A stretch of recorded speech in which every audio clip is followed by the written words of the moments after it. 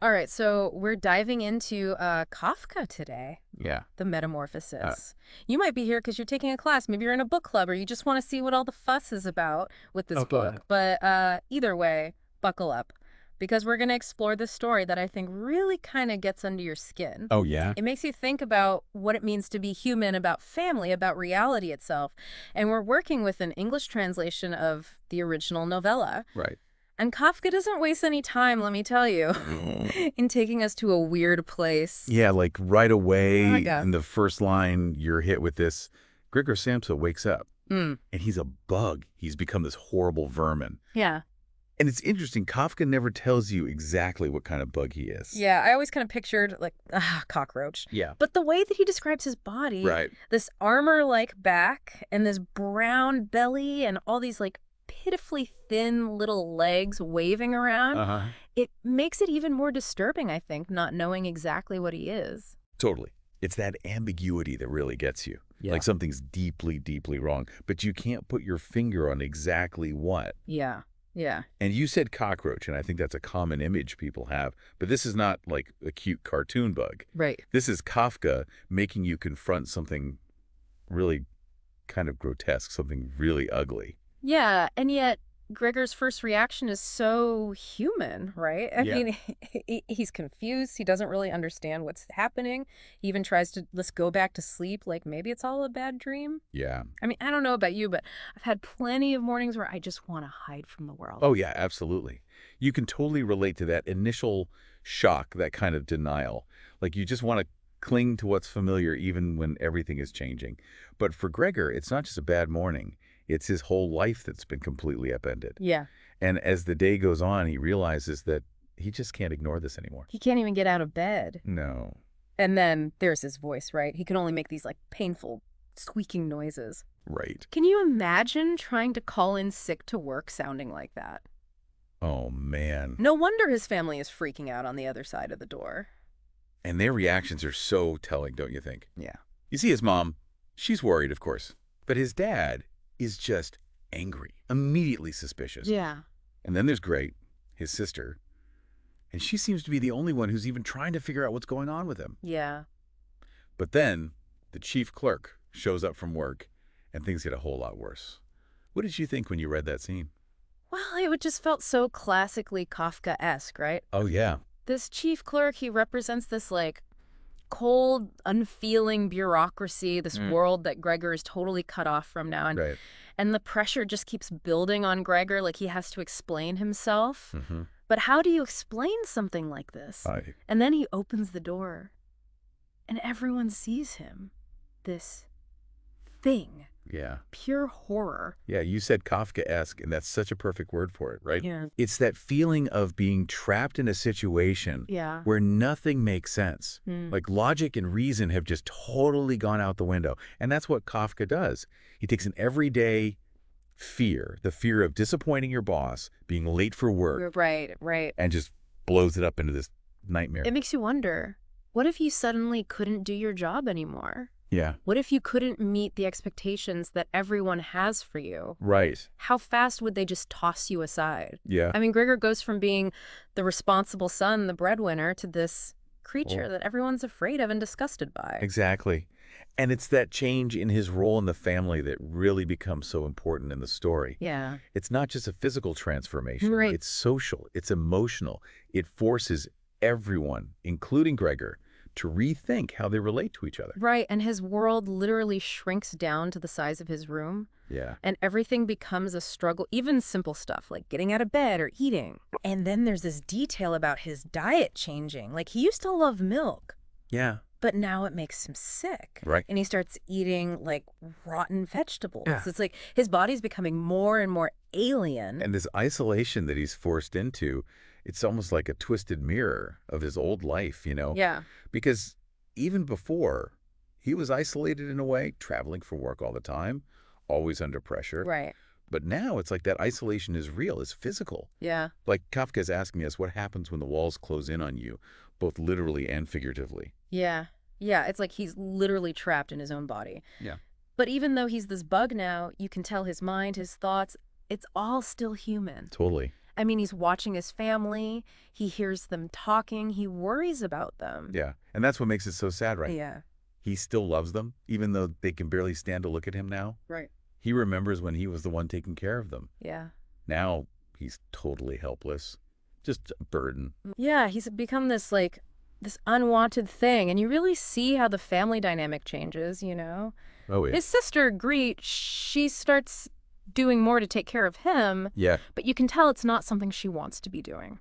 It's interesting how each member of the family deals with it, right? Yeah. You got the mom, who's obviously scared of what Gregor's become, but she's still his mom. Right. And the dad, he's just angry. This, like, powerful figure who can't accept what's happened. Yeah. And then Greed, who starts out compassionate, but even she reaches her limit. I mean, do you think Kafka's saying something about how even families have limits to how much they can handle? I think so, yeah. Like, how much can any one person take, even for people you love? Yeah.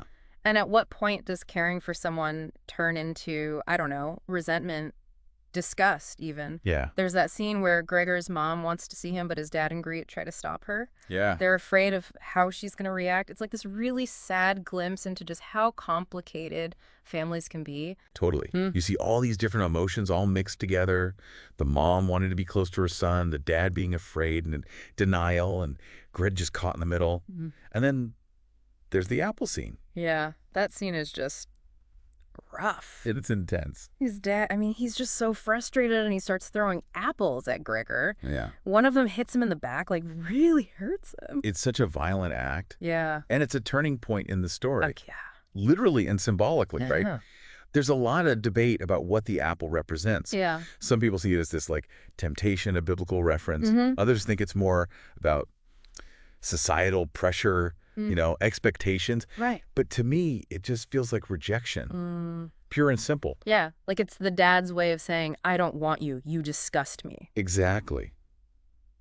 And after that, Gregor just keeps getting worse. He can barely move. He doesn't want to eat. Even the things that used to bring him some comfort, like crawling around, they're hard for him now. It's like he's just fading away. And then there's that scene with the violin. Oh, yeah. Greet's playing for the lodgers, trying to make things seem normal. And Gregor, he comes out of his room because the music draws him out. It's like he's desperate for connection, for something beautiful in this awful situation. Yeah. What'd you think about that scene?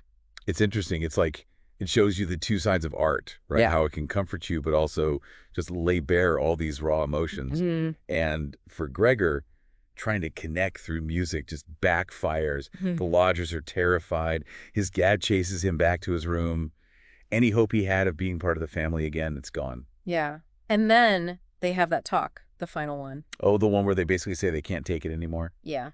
And it's Greet who says it. Wow. He says they have to get rid of, like, she's become the voice of the family's, like, exhaustion. It's this brutal moment. Yeah. Like they're cutting him off completely. And what's really surprising is that Gregor, he seems to understand. He goes back to his room and he just accepts it.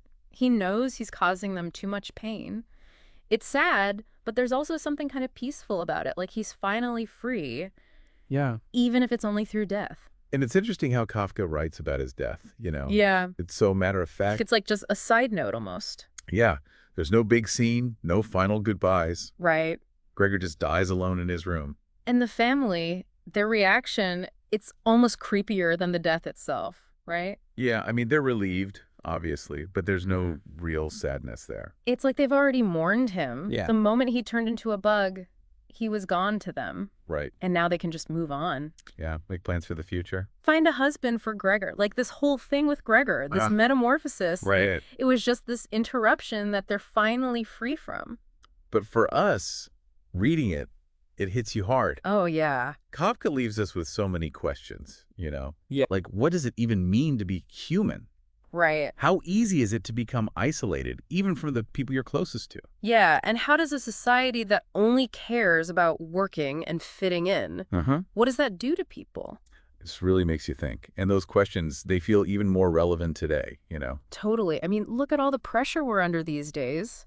Right. To succeed, to be perfect, to always be on. Yeah, it's easy to feel like just a cog in the machine, replaceable. Yeah, and I think that's part of why Kafka's still so powerful, you know? Oh, yeah. He gets at these deep anxieties that we all have about who we are, about feeling alone, about being trapped. Exactly. So, does Kafka give us any answers? Well, that's the thing about Kafka, right? Yeah. He's not going to give you easy answers. Right. He wants you to wrestle with these questions to figure things out for yourself.